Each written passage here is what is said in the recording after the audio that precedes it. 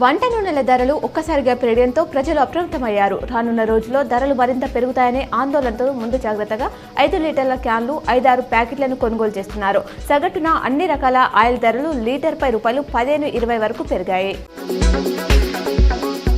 8 ఫీట్ల కన్నా ఎక్కువ ఎత్తుగల గణేష్ విగ్రహాలను ఉమ్మడి గోదావరి బ్రిడ్జి వద్ద నిమజ్జనం చేయాలని జిల్లా collector Rajiv Gandhi Hanumanth police commissioner Kalmeshwar సూచించారు.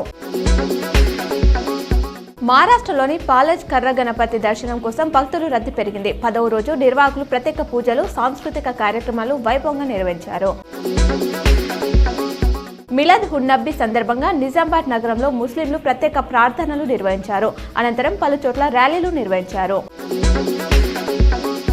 దర్పల్లి మండలం మర్రాయి తాండాలో సూర్య ఆరోగ్య సంస్థ ఆధ్వర్యంలో ఉచిత వైద్య శిబిరం నిర్వహించారు. ఈ శిబిరానికి విశేష స్పందన లభించింది. బోధన్ పట్టణంలోని రాకాసిపేటలో గణేష్ శోభయాత్రను సబ్ కలెక్టర్ చేతుల మీదుగా పూజలు నిర్వహించి ప్రారంభించారు.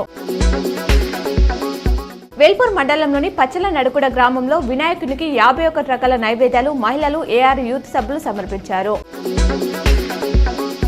రాష్ట్ర వ్యాప్తంగా గత ఏడాది మే నుంచి ఈ ఏడాది ఏప్రిల్ వరకు సైబర్ నేరస్తులు అమాయక ప్రజల నుంచి ₹1,085 కోట్లు స్వాహా చేశారు. రోజుకు ₹3 కోట్ల పైనే దోచేశారు. బాధితులు ఎక్కువగా ఉద్యోగులు, గృహిణీలు, నిరుద్యోగులు ఉన్నారు. పార్ట్ టైం జాబ్స్, అధిక వడ్డీ పేరుతో బురిడి కొట్టించారు.